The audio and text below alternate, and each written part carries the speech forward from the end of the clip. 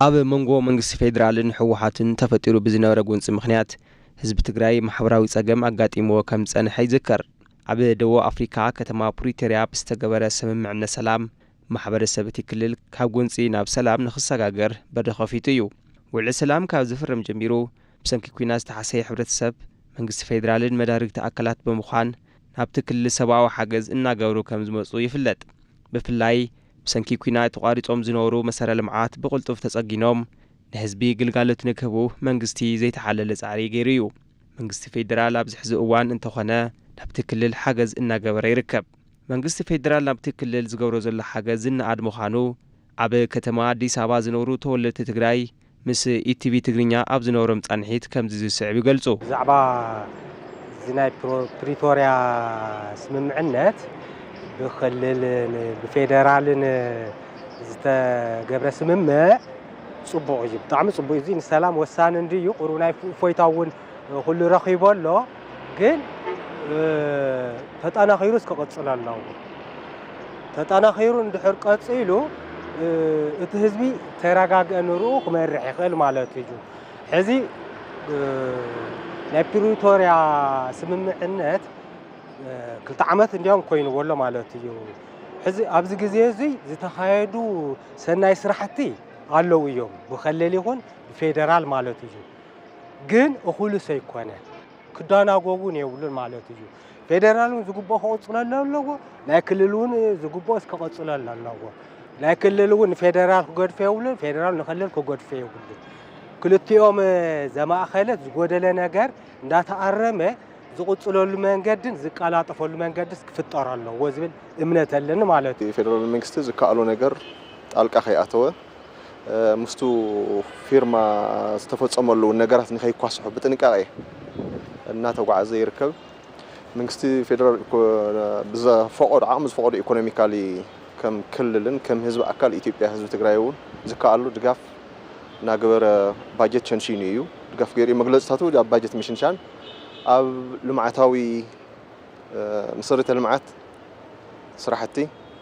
ንኣብነት ኣብ ተወሰነ ምሩጻት ቦታ ብናይ ኦሮሚያ ክልል ፈተውቲ ህዝብን ህዝቢ ፈተውቲ ኸባውን ሓደ ጽቡቕ ትምህርቲ ቤት ኣለዎ። ዘጋጣሚ ከይልዕልክዎ ዘይሓልፍ ሓደ ቤት ትምህርቲ ደረጃ ዝሓለወ ሃይስኩል እውን ሓደ ኣካል ናቱ ህንጸት ገይርካ እዩ ዝውሰድ። ምስግና ኣለኒ። ካብቶም ናይ መሰረተ ልምዓት ፌደራል ዝበሃሉ ባንኪ፣ ኢትዮ ቴሌኮም ቴሌኮሙኒኬሽን ካልኦት ሰርቪታት እውን ብግቡእ እናሃበ እዩ። ካብኣቶም ናይ ኢሚግሬሽን ዝነበሩ ሓደ ናይ ፓስፖርት መሃውን ብቐረብኡ ስራሕ ከም ዝጀመረ ሙሉእ ኢንፎርሜሽን ኣለኒ። ስራሕ እውን ተጀሚሩ ሓደ ጽቡቕ ምስገን ዝግበኦ እዩ። ሰብ ካብ ግን ክተርፍ ብቐረብኡ ተገልጋሊ ንክኸውን ሓደ ኣካል ካብ ዝተሰርሑ ናይ ፌደራል መንግስቲ እዚያት እዮም። ብዙሕ ነገር ግን ኣለዉ ዝተርፍዎ ዓቕሚ ዘይክልዎ ይኽእል እቲ መንግስቲ ምስ ናይ ደገ ገበርቲ ሰናን ምስ ተወለድቲ ደለይቲ ሰላምን ደለይቲ ልምዓትን ዝኾኑ ማሕበረሰብ ካብቲ ትግራይ ተወለድቲ ይኹኑ ፈተውቲ ትግራይን ኢድ ብጓንቲ ኮይንካ ናብ ጽቡቕ ንኽመጽእ ብዙሕ ስራሕ ይጽበዮ እቲ መንግስቲ። ምክንያቱም ሓደ ከባቢ ሰላም ተዘይሃልዩ ልምዓት ተዘይሃልዩ ንኻሊእ ከባቢ እውን ስለ ዝጸልዎ። ምክንያቱም ኢትዮጵያ ኢኮኖሚ ተመጋጋቢ እዩ። ተመጋጋቢ ክኾን ከሎ ሓደ ከባቢ ሰላም ክስእን ንስኻ ሰላም ክትረክብ እንቅፋት ስለ ዝኸውን ንዚኡ ትኩረት ክግበረሉ ካልኦት ክልላት እውን ክሪእዎ ዝጎደሉ ነገር ተመሊኦም ንክስርሕሉ በዓል ሙሉእ ተስፋ እየ።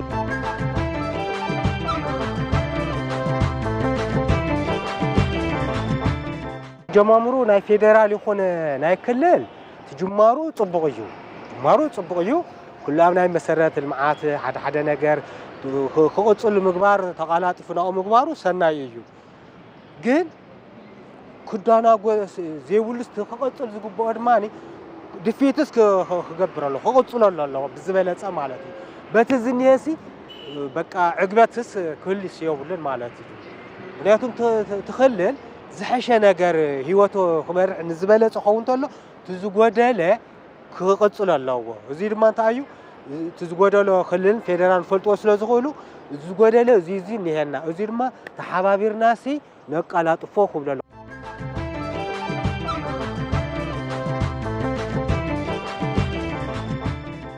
መንግስቲ ናብ ክልል ትግራይ ዝገብሮ ዘሎ ሓገዝ ዝነኣድ እንትኾን ካብዚ ብተወሳኺ ግዝያዊ ምምሕዳር ዝሓሸ ስራሕቲ ንኽሰርሕ ካብ መንግስቲ ፌደራል ድጋፍ ከም ዘድልዮ ተወለድቲ እቲ ክልል ይጸርሑ እዮም ሽግግር መንግስትን ፌደራል መንግስትን ክናወው ግድን እዮም ናይት ክልል ግዝያዊ ሽግግር መንግስቲ ዝኾኑ አቶ ጌታቸው ረዳውን ምስ ማእከላይ መንግስቲ ተረዳዲና ዘይንሰርሐሉ መልክዕ የብልናን ካብ ሕሉፍ ተማሂርና ኢና ዝብሉ ሰብ እዮም ግን ሽግግር መንግስቲ ክልተ እግሩ ረጊጹ ጦጠው ዝበለሉ ሰዓት ኣይኮነን እዞም ኩሎም ነገራት ውሕስ ክትገብር ናይ ሕጊ ተጠያቅነት ክትገብር ኦብስታክል እንቅፋት ድጋፍ ክገብር ኣሎ ምክንያቱም መንግስቲ ሓላፍነት ዝወዘለ ተቀርሺ ንኾነ ኩሉ ነገር ንዋታውን ንብረትን ምጽሒትና ህዝቢ ትግራይ ብሽም ሽግግር መንግስትን ብሽም ህዝቢ ትግራይ ንሽግግር መንግስቲ ሓላፍነት ይዝብ ዘሎ ሽግግር መንግስቲ ድማ ተበጻሕነቱ بتخكل أبهز كوع لله من قصد ما يتألقى أتي دقاف كتتلين خجبر الله بتوم بنايو البروتاريا زي قاسحو نتوتات حساب جنزب كسدد كله أو معلق قاطع صار له تزي وعيلو سكاب جنزب باجت أيلك أنا مع المسألة له فيدرال منجستي هنا توب تقرأي جنا زي لمعت أبطورنا نورت كل اللي جبرو قاس بأقوى تسوسيو نجاداي نا سنترال منجست قات كازنا زمر له ساعات يكونن ምክንያቱም ህንድስት ድለ ይኮን አው ጦርነት ዝነበረ ያስተያየት ከግበር እዩ ብ100 ክፈል ዝግበረሉ ሰዓት ዘሎ ይመስለኒ እዚያው ዘለሉ ሰዓት ግን ካመንያ ትድጎም ተላተልና ግን ካፍትና ሃገር ካልኦት ክልላትን ሓዊስካ ናይ ሃገር ኢትዮጵያ ዘሎ ባጀት ካብ ዘለዋ ተበጻሕነትን ካብ ፍቶት ኢትዮጵያውያን ድጋ ገበርተስና ኮር ዲፕሎማሲያታትን ድጋፍ ሓገዝን ዝተረኸበ ቢሉ ዝስደት እዚ ግን ኣብ ልምዓት ክውዕል ኣሎ ማሕበረሰብ ናይ ትግራይ ያው دلاي سلامي بعطيرو دلاي سلامي تقراي دلاي سلامي قلت خناتات تفطيرو اللي قدم حزي خوين يطرح انتايس كالاي كم عين صقم نخيفطر توصعنا خفطر الله بعلو دغاف غبر الله شفانو كهب الله تزبي وساني حزب ما وسان انديو نتناي فيدرال نتناي كلل نتو نبعلو يطقمن زبلو كل جزء ليتن كاترس كسعر الله كقالس الله عبد السنايس كل جزء ديبوسي كسرح الله يزبل معناته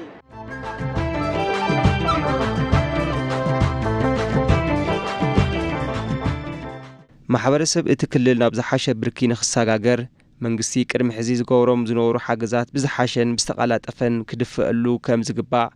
እንቶም ዝገብሮም ደገፋት ድማ نبتي حبرت سب تخكل مسرجع ومكتتال كجورلهم كم زلوا يحبر حاجة سلدفاع يكون تبت صحنتهم كروس تشيك منجستنا مجبر فيدرال أوديتر الله بكلهم بفيدرال زيهم تبت صحنتهم كروس تشيك أوديتين كجبر الله زي جبرمل سب المعت بتجبر تزيريو سب نا تنولهم لنا محبرت سب دقاف كجورو كرون تأمن نوتيسينيو منياتهم من المعجن كلي تزبح زلوا تليتهم كتدا خلت سلسة بختزا جاجت خليها تقرشجنا بتلتون وبيلو بجرت فوتوت نجار تجراين إثيوبيان فوتوتن ده تولر تجراين دياسبورا هون يوش تعدد منجستن زجور دقاف تبت صحنته كروسشنك نايم جوار دخمة الله منجستي سلزي بتلتون ملكه تجنزل ترح إنبوت مدفع ترح كيكونس تبت صحنته ون بأوديتن صار مسنا كوميشن الله بدرجة بأواج استقامة نزيهم نايحق بصحيتهم وتصورهم او كون لو وري دم مريت صرح منغستي هوغورز زغبا بعلو مستخلل زقلاطفولو منقد بقى تزبس بقى زساققلو زጭنقلو فطار ياولن زحش ነገር ኣብ ከይድስ እንዳበለጸ خسمع ደስ ኩለለው ተህዝቢ ታይኮኒ ፍጠር ይጫናነቅስ የውልን ተረዲኳ ኣብ ስራሕ ኣብ ህይወት ካን ድሕርት ትጫናነቅ ኮንካ ኣብ ስነል ቦና መጉዳት ስለዝበጽ ኣብ ስነል ቦና መጉዳቱ ስለጸንዐት ህዝቢ ናይ ክልላት ኩሎም ዝምልከቶም አካላት አለው ፌደራል አለው ጻውዒ ዘልዮም ድማ ናይ ክልላት ይኹን ናይ ሃገር ይኹን ዲያስፖራ ይኹን ናይ አፍሪካ ይኹንሲ ኩሉስ ዘቃላጥፍሉ መንገዲ ኩሎም ዘቃላጥፍሉ መንገዲሲ ባይታስ ክፍጠር አለው በረይ ንክልል ጥራሕ ዝግደፍ ፌደራል ዝግደፍ ጥራሕ ሳይኮነኒ ማለት እዩ እዚ ናይ ዓቅሚ ጉዳይ ስለዝኾነ عمهماتيت كوالا قصل تخالكا خنسكا سلازغل ناقدن شفانن دغافنس كدلي مال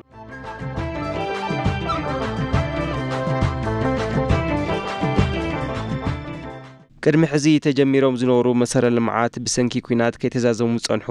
ኣብዚ ሕዚ እዋን መንግስቲ ፌደራል ፍሉይ ጠመተ ሂቡ ንኽስርሑ ኣድላይ ምትሕባር ክገብር ከም ዝግባእ እቶም ወገናት ወሲኾም ይገልጹ እዮም ቀጻሊ ደማይ ክገብሮ ዝግባእ መንግስቲ وظف مسيرة المعات من قد الله بتورنة مغنيات ناتو صرح صنيحهم كابنا فيدرال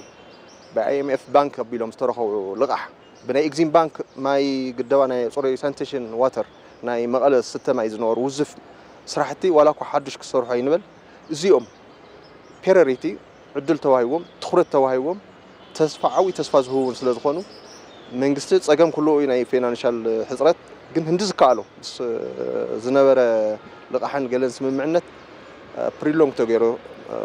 ተናዊሑ ክፍሊት ይኹን ብሓድሽ ስምምዕነትን ተጀሚሩ መሰረተ ልምዓት መንገድታት ክስርሑ እዚ ሓደ መልእኽቲ እዩ ንኣብነት ካብ ሰቆጣ ላሊበላ ኣክሱም መዳረስ ተባሂሉ ኣብ ናይ ተንቤን መስመር ዘሎ ካብ ውቕሮ ክልተ ውላዕሎ ኣፅቢ ናብ ዓፋር ከባቢ ዘሎ ካብ ተንቤን እንዳባጉና ከባቢ መስመር ኣቋሪፁ ንሑመራ ከባቢ ኣቕጣጫ ዘሎ ንዚኦም ውዝፍ እዮም ዘለዉ ቶም መንገዲ ቶም ማተርያሎም ሉዝ እናኾኑ እናተሰረቁ እናተመንዝዑ እናተጠፋፉ እዮም ዘለዉ ድሕነቶም እናሃሶስ እዮም ዝኸዱ ዘለዉ ህዝቢ እዚኦም ኣብ ልምዓት እንተተጀሚሮም ብሓቂ ጦርነት ዝነበረ ረሲዑ ኣብ ሰላም ሃዋህው ከም ዘሎ ተስፋ ድባብ ዝውስ ከዓ ዝኾኑ ንዚኦም ካብ ዘምፅኡ መንግስቲ ትኹረት ንክገብረሎም ሓደ መንግስቲ ክገብረሎም ካብ ዝብሎም ሓደ ዝጉዳይ እዩ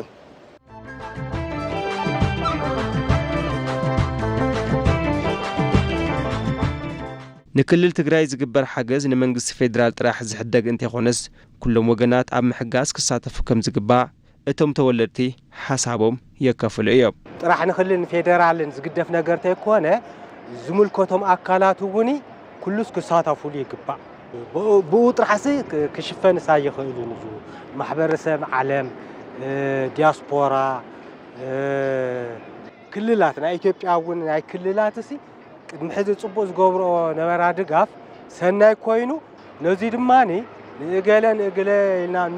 ኢልካ ዝግደፍ ነገር ሳይኮነን ሕዚስ ክልላት እውን ቅድሚ ሕዚ ጀሚሮን ነበራ ድጋፍ ሕዚ እውን ጻውዒት ክቀርበለን ኣለዎ ብኸሊኹም ብፌደራል ብዝምልከቶም ኣካላት ንዲያስፖራ ናይ ዓለም ንሰብኣውነት ንዝስምዖም ኢትዮጵያውያን ከም ዜጋ መጠን ማለት እዩ ናይ ፌደራል ምምሕዳራትን ክልላትን እውን ተቅድሚ ሕዚ ሰናይ ዝሰርሖ ተግባራት ሕዚ ውሲ ክቕፅላሉስ ይግባእ ፌደራል መንግስታዊ ዞም ገበርተ ሰናይ ይኹኑ ካብ ባዕሊ ይኹን ካብ ናይ ደገ ዝግበር ሓገዝ ሓደ ብተወለድቲ ምሁራንን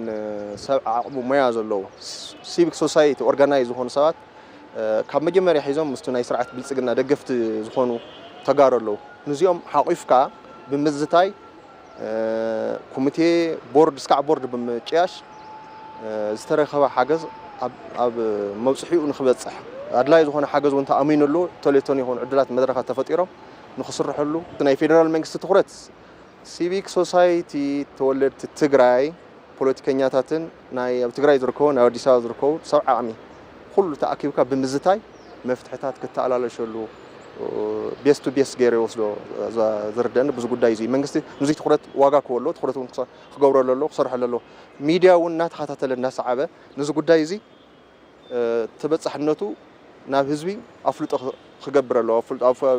መንግስትን ኣብ መንጎ ህዝብን ኣብ መንጎ ፌደራል መንግስትን ኣብ መንጎ ህዝብታትን ዘሎ ጋብ ንኸይፍጠር ልምዓታዊ ብፅሒት እስካብ ግብረ መልስ ፊድባክ ምስግና ዝረኽበሉ ዕድል ናይ ሚድያ ግደ ከለላ ሽፋን ዜና ይኸውን ገይረ ዝወስድ ኣብዚ ናይ መንግስቲ ትኹረት ምስቶም ሲቪክ ሶሳይቲ ብምዝታይ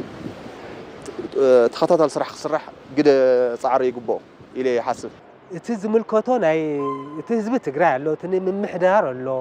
ፌደራል ኣሎ እዚ ናይ ዲያስፖራ እውን ኣሎ ናይ ክልላት እውን ናይ ባዕለን ዝገብሮ ዘጓፅኦ ዝሰርሖ እጃም ኣለወን ኩሉሲ እጃሙስ ክዋፅእ ኣለዎ በቃ ኩሉ እጃሙ እንድሕር ተዋፅዩ እቲ ሰናይሲ እንዳበለፀ እንዳዓንበበ እንዳለምለመ ሰናይ ፍረ ዘየፍርየሉ ምንም ምክንያት የለን ኣብ መወዳእታ ዳግም ሕዌትን ህንፀትን ትግራይ ዝረጋገጽ ኩሎም ዝምልከቶም ኣካላት ብሓባር ተረባሪቦም ክሰርሑ ከም ዝግባእ ናይ ዝዕለት መልእኽትና እዩ እሞ ስሰናይ ንዓኹም ሰላም